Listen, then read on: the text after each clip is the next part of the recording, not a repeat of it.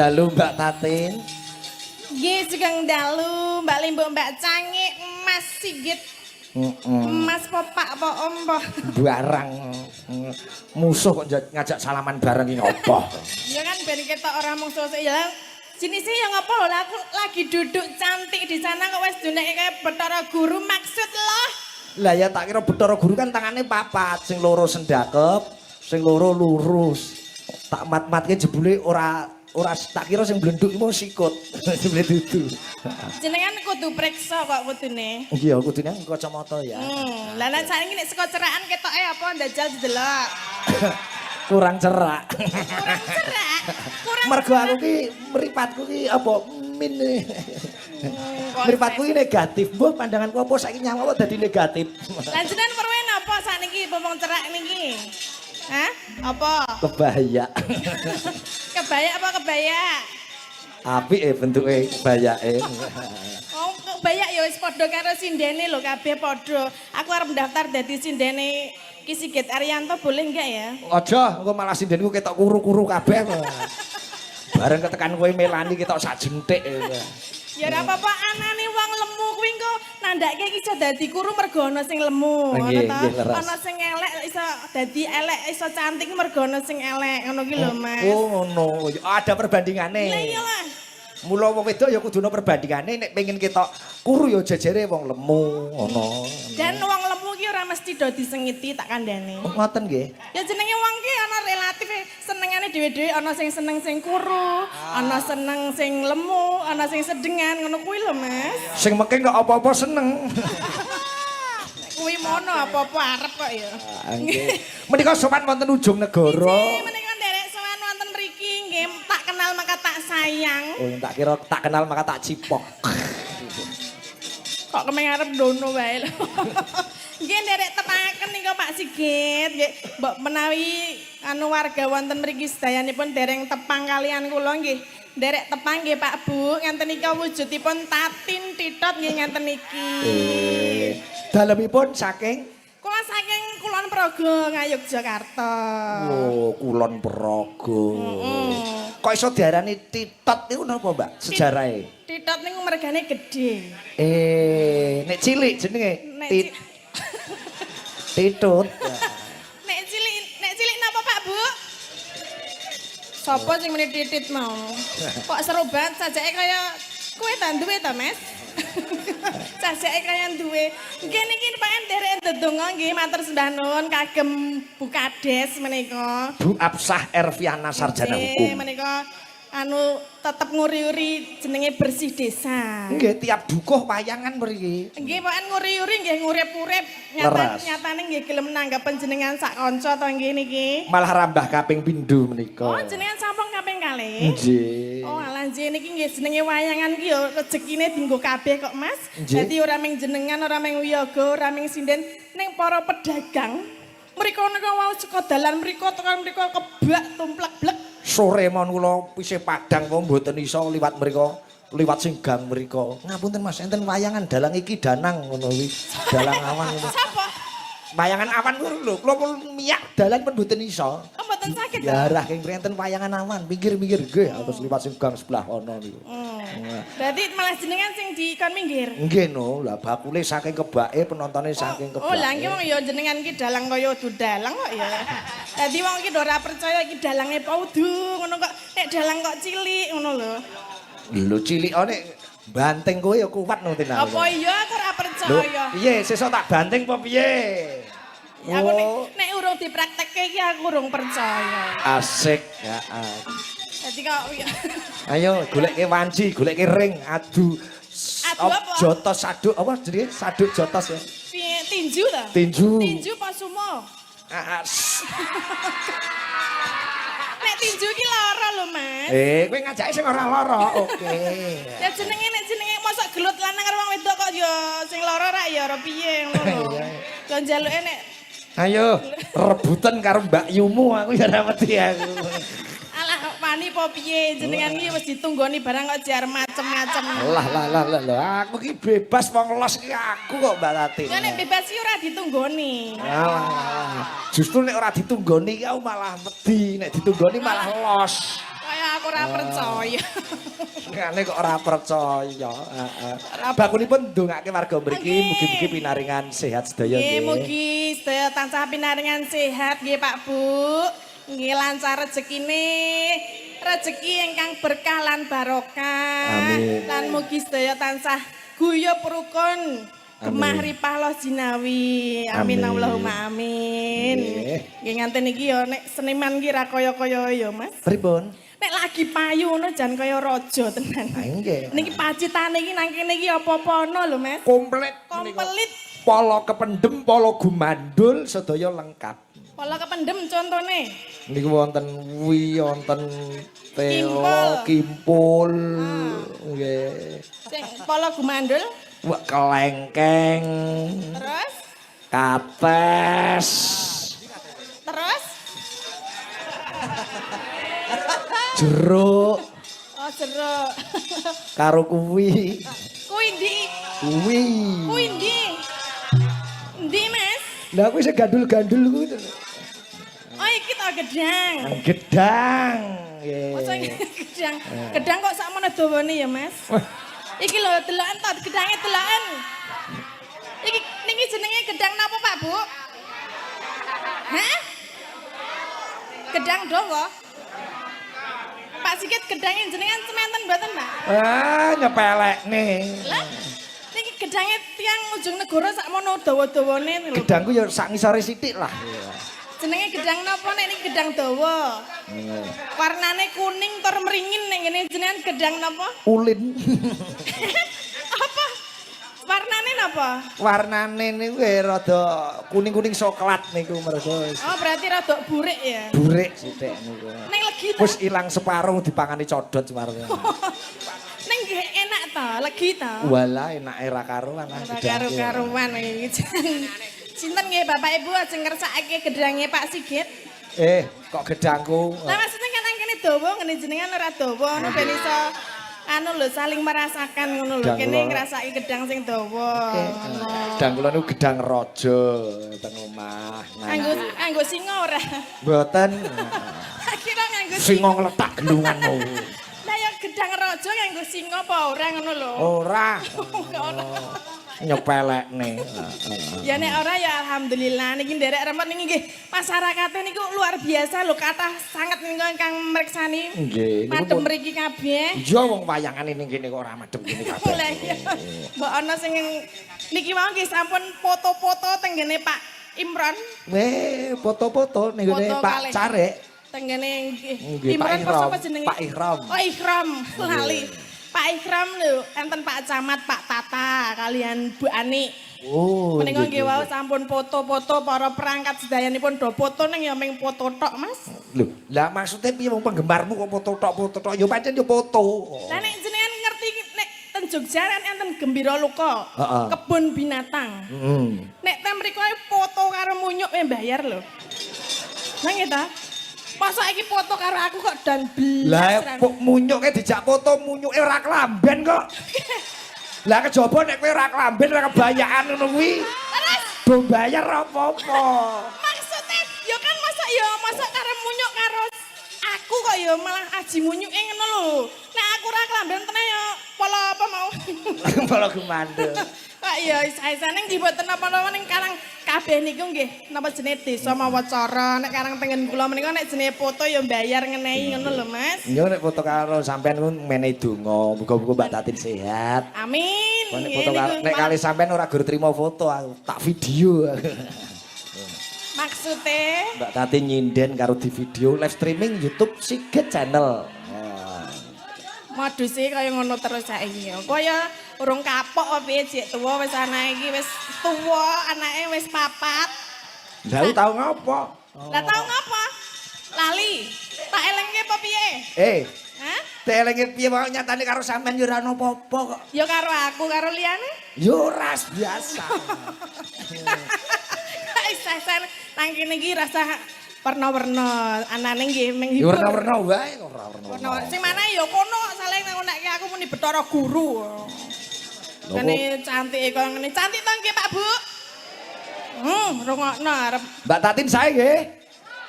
Sae napa sae? Mbak Tatin sae no sae. Hei, aja kuwi.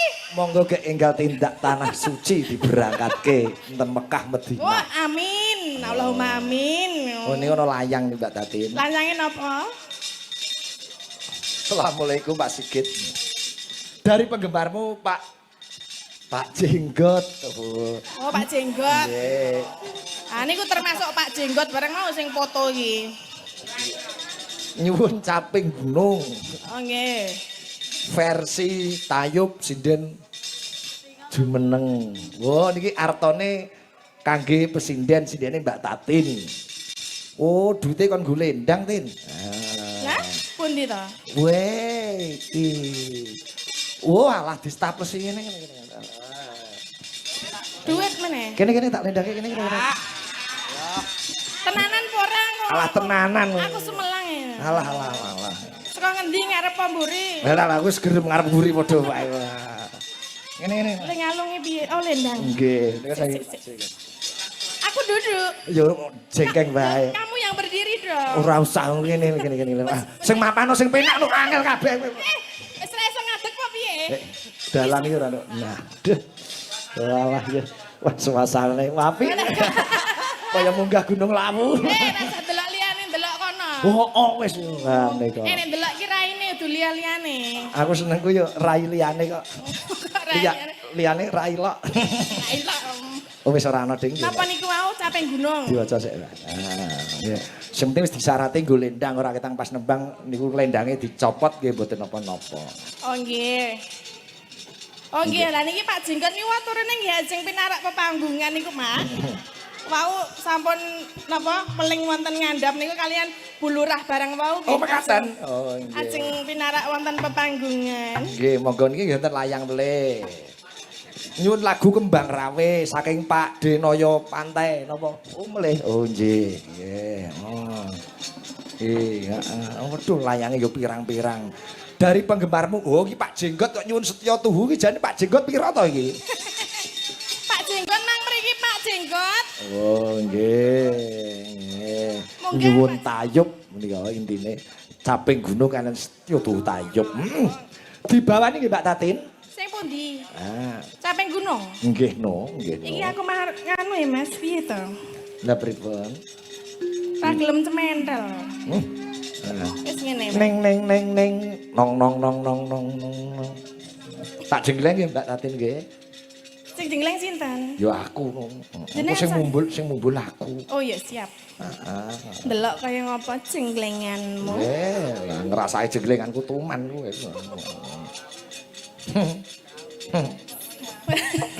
Aku mbayangke kok kaya lombok temupang tahu ya karo tanya. Sapa lomboke? Lomboke aku. Terus tahune? Sampean. Terus jeneng Aku lomboke ning dhuwur gula-gulik ngene. Glempang malah ilang. Tiba ya. Asa amben. Saben bengi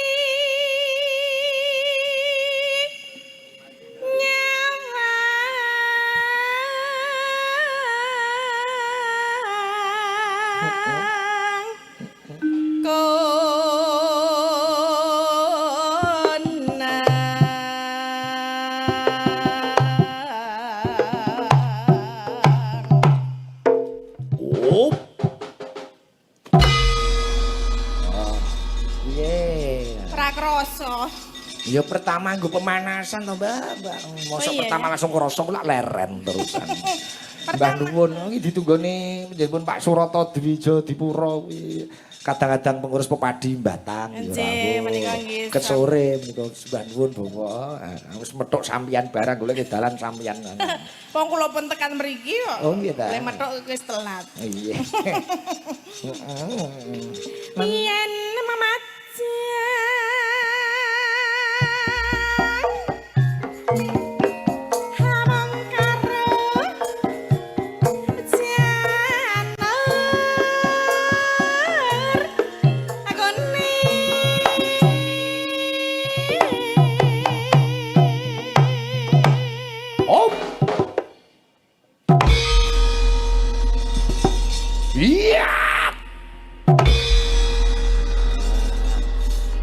Tatin ora dhewean. Ayo karo Mbak Eni kene, Mbak Eni. Ora krasa iki nah. Padha. Tak goleke sing padha ginu-ginuke. Niki matur sembah nuwun lho menika saking Boko Prambanan niki nggih dugi mriki. Oh, penggemar panjenengan. Nggih menika wonten Pak Sigit, wonten Pak Simo, wonten Pak Samijan menika Wah, sembah saking nuwun. Boko Prambanan dugi mriki mreksani wayange panjenengan. Sapa ngerti bar iki terus awake dhewe tekan Prambanan bareng. Amin. Nggih. Aku ndekane yo bar kok Prambanan. Ngapa? Yo piknik ning candi. Kita kira nggih wayangan ngono ya. Ora. Aturan pinarak nek wonten Jogja. Oh nggih, sanes wekdal Mbak Tatin. Menika Assalamualaikum. Waalaikumsalam warahmatullahi wabarakatuh. Mbak Limbo yang sangi. Nggih. Aku jenggleng nek siji iki ora marem kok Mbak Tatin iki loro marase. Wong siji pe ora krasa lho karep loro to Mbak ini. Cilik kelakuane kok kaya. Mulane kuwi lho. Kuwi nek omongan kok nyerek-nyerek aku. Kelakuane. Siji kok ya ora cukup kok loro. Maksud iki suasana panggung men ketok meriah, panggung ben ora jomplang, dikek loro ngono. Ora jomplang berarti aku kono. Ora usah. Oh kene kabeh kok jomplang kono cilik kok. Oh, cilik banget ya. Iya, tak jegleng siap Mbak Eni. Siap. Yo. Kembang. Nah.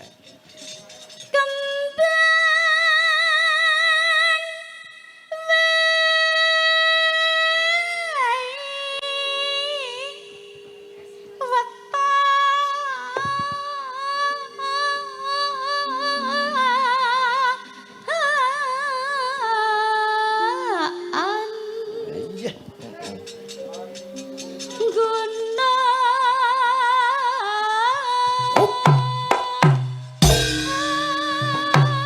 Wah, ayo wasan ya.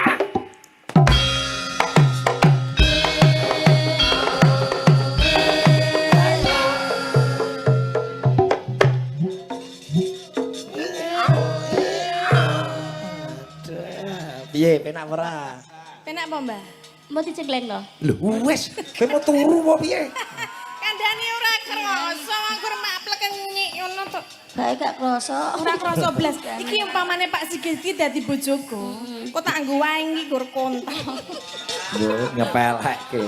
Kok nek haji ngono kontal. Alah, alah. Iki mau tak kira ora dicegleng kok kering ngono. Lah ya mulane gur keritok to. Kaya semono kaya dibanding kaya nek awak dhewe ya. Ganti Mbak Tatin, Mbak Tatin. Tin, mapana Tin. Mung gedhe gampang pengapesane.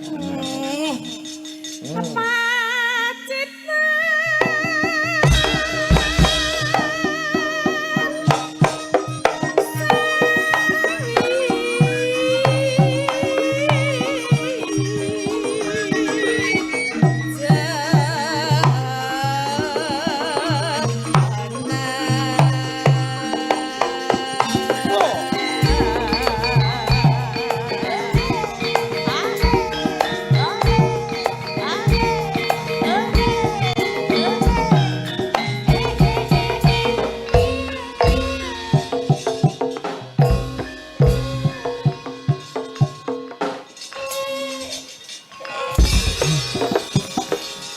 Kok terus gletak. Heeh.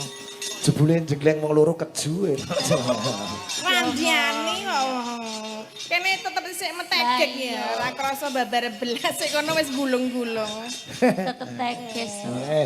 Ngono kok ngandake tahu. Karo lombok. Ora pengalaman aku dadi ora paham. Soale lomboke wis bosok. Iya ya. Wes. Lombok cilik jan. Lombok apa to jane iki? Lombok Awas. bosok. Sesuk aku ora nandur lombok neh. Lah ngapa? Arep nandur terong aku. Ben piye? Nggo lalap sambel. Jajal tukule terong apa wedi. Wong dalang kok nyambi petani ya. Ya ora apa-apa, dalang lawas. Sampeyan kok niku. Apa-apa diceblokke, apa-apa ceblokke. Lah kowe piye tak tandur ning nggonku piye?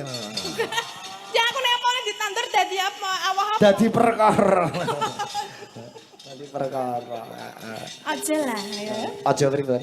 Aja dadi perkara. Oh, iya. Kita baik-baik saja. Kita kan kanca ya. Oh iya, Konco. kanca. Temen. Teman kok temen. Teman. Piye ta?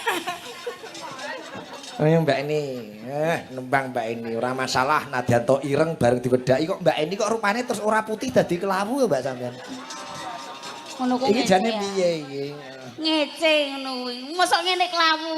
Lah apa? Mangkak. Wis kelawu le make up divariasi. Variasi pripun to? Nganggo eyeshadow ireng-ireng nggon batuke digeret-geret ireng. Ai sedo, geret-geret. Heeh. Mbahmu kiper. Lah piye? Niki mboten tak geret-geret. Lah apa? Asli kisut. Oh. Apa ngalakno tuwek kok dadak. Iya ya. Tapi Pak Ikit lo malam ini lho. Kenapa? Lewane dadak yo nganggo eyeshadow. Mana tuh aku Lu kemarin. pipine delok ya pipine Oh dadak- iya. dadak diwiru bareng. Iki jenenge ngewer-kewer iki. Padha tuweke. Lah padha tuweke ngalakne wong senengane kok. Tak kira make up model saiki diwiru ya. Iya. Sesuk aku arep perawatan. Hmm. Nganggo lem Alteco ben kenceng kabeh. Meramah kaku. Ayo Mbak Eni. Nana. Panas.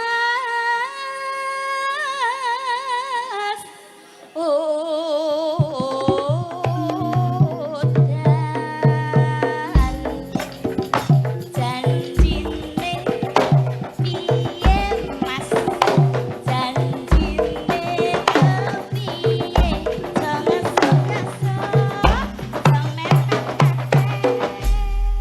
Ora. Panas udan Mbak Tatin. Panas udan aling-aling capi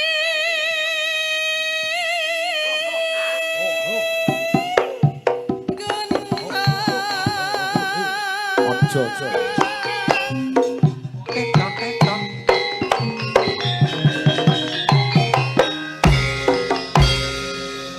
Godhog waru diuntel-untel rupane ayu diuntel-untel.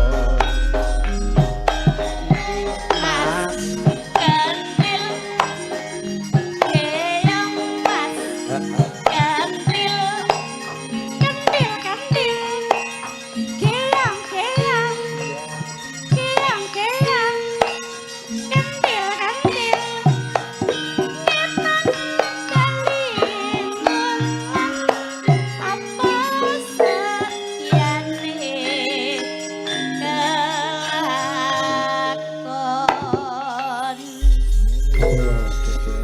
Bareng digiyong-giyong dikendil-kendil nyatane ya angkleh dhewe. lagune kok meng giong-giong kentil-kentil iki. Giong kentil wis. Oh jenenge giong kentil.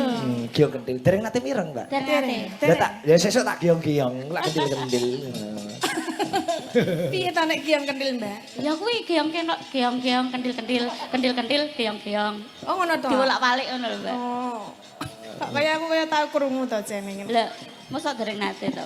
Maksudnya iki yo tangan tayup-tayup gitu ya. Oh iya. ayo.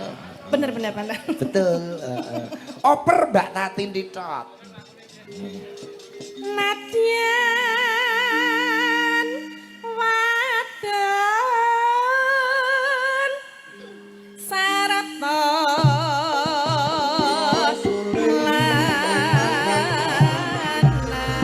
Jenang glali keku lane ojo lali agaman